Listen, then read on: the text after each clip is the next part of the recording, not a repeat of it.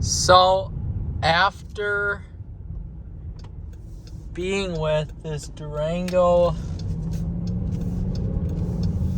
RT Tow and Go for a little while, I do have to say I'm thoroughly impressed with it. This is kind of a driving review. There's a Durango right there, actually. This is a driving review now at night. You can see the lights are excellent on the vehicle, so no complaints there. The drive modes on this here, they're automatic brights, automatic high beams. They lit up pretty well. The drive modes of the vehicle actually work on this truck. So, and that's exactly what I want to talk about here, is the different drive modes. And I'm going to set my adapter for cruise control to 55 miles an hour. I've got my G-forces. But anyway, so we've got 4 drive modes, 5th being regular, default, what we're in right now. We've got snow, tow, sport, and track. So, to start with snow mode. Snow mode, of course, is for any sort of wet or snowy situation that you may be driving in. Not right now. That just keeps the truck in lower gears, or higher gears, I should say, so you're not spinning your tires as much. I've not tested that out yet. I don't know what it's like. Tow mode, I've also not tested out yet, but I have to assume with this having the 5.7 Hemi in it, just like my Ram truck, that it will be very similar to that. Now, putting this into sport mode, this does have Bilstein adjustable dampers. So these are adjustable and they do work. I've been in other vehicles where you put it in a sport mode or whatever and nothing happens except basically the throttle gets a little bit more touchy. But the steering gets heavier with this. The Bilstein adjustable dampers get stiffer, and the gears hold a little bit more in sport mode. Now, if you put this into track mode, it's a totally different beast. It takes all the nannies off, puts it into track mode, holds the gears up really high, and makes the adjustable Bilstein dampeners really, really stiff. So it's basically the stiffness of driving a sports car. Now, compared to the Genesis I have, it's still not quite on par with that when it's in sport mode, although the ride is stiffer than my Genesis.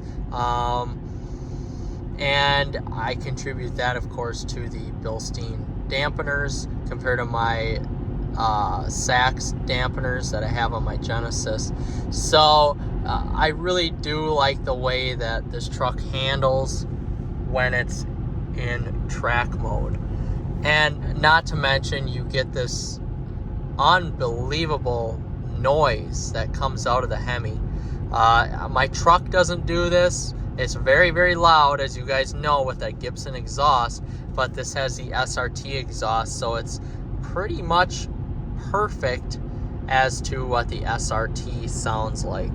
So I do have to say I'm pretty impressed with that, and I'll show you guys here what that sounds like if we can hear it. But anyway, when this truck wants to be loud, it's loud. When it's quiet, it wants to be quiet, like right now. The only thing you can really hear on this video is the tire noise. And of course, these being 20 by 10s, 295 tires, they're going to be louder than the normal tires. But the handling here, I feel more composed in this truck than I do my Genesis, mostly because of the tires. I've got 9.5s, I've got 245 by 45s on my, there's a deer right there, on my Genesis, and this has, I believe, 295 45s. I can't quite remember off the top of my head, but anyway, these also do have Pirelli Scorpion P0s, so that makes a big difference as well. Otherwise, For you folks out there that don't want to spend the money on the SRT or just don't have the money for the SRT, this is a perfect kind of a step down from the SRT. It's got all the options, all the SRT options that you can get, except you don't have to pay to get all those options. It just all comes in that tow and go package. So for the $5,000 that you have to spend, I mean, if you're gonna spend this, stickered out at $65,000. So let's just say you're gonna spend $60,000 on a loaded RT normal. Just spend the extra $5,000 or don't get some of those options that you get on that RT, and then just get this RT Plus with the tow and go group. I mean, it's just very simple, very, very, very simple. Especially if you are stepping up into or stepping down into the GT model or GT Plus, you can easily option that out to be $60,000. So at that point, or 55 to 60. So at that point, you may as well just go with the RT tow and go package. Not to mention, from a distance, and everybody who doesn't know anything about cars, which is 90% of people, they're gonna think this is an SRT because of the SRT brakes and the wider tires and the aggressive hood and front fascia. So the average plebeian out there is going to think that this is an SRT. So why spend the $10,000 or $15,000 more to get the SRT new when you could just buy this vehicle? And with that being said, this vehicle was $47,000. It was a very good steal. I found it online. They had an SRT 392, same years, same mileage. At the dealership, it was over $20,000 more. This came with a certified warranty that added about $3,000 onto it, but it's good for 10 years or 100,000 miles. And even with that add-on, the SRT was $21,000 more. So if you have the money, yeah, buy the SRT. But if you don't, this is a perfect vehicle to tow with, have fun with, basically do anything you want. It's a no-brainer for those of you who want a vehicle like this, who want the towing capacity of a truck, who want a truck, but who have a family. This is the perfect vehicle for you. It gives all the sportiness of a sports car. Of course, doesn't quite drive like it because it's bigger and heavier, but gives all the practicality of an SUV and a truck with the towing.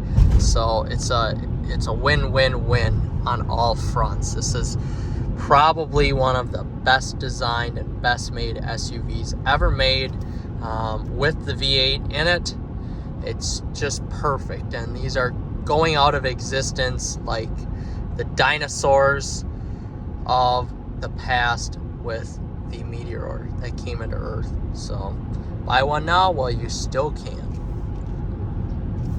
But going over the interior and everything, I know I did an interior review. I did not do an exterior review of this truck, and I will do one soon. But you know, after having this for a week and driving it, having fun in it, it's really the ultimate car. So you know, there are definitely better made vehicles out there in terms of the hard plastics and whatever, what I covered in my interior review. But if you want a vehicle that stands out, has a practicality of a truck, a minivan, a true SUV, and a sports car, something halfway sporty at least, like a Dodge Charger or a Challenger, then this is basically for you, and has that V8 grumble.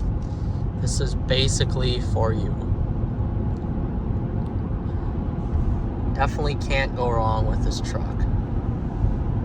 But just to show you, I'm not going to go overboard on this at all, but just to kind of show you what that sound is like of the engine, I'm going to slow down here.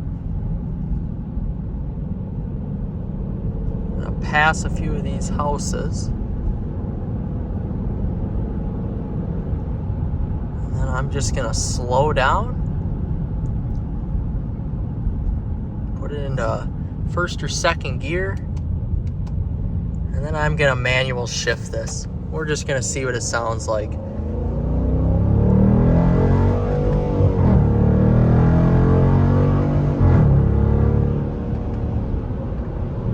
And there we go. That's definitely the best reason as to why to buy this vehicle. And one of the best other reasons is it holds its revs. It holds its revs at high in the rev range. The brakes are perfect for when you have deer that run out like this. Stops on a dime because of those Brembos.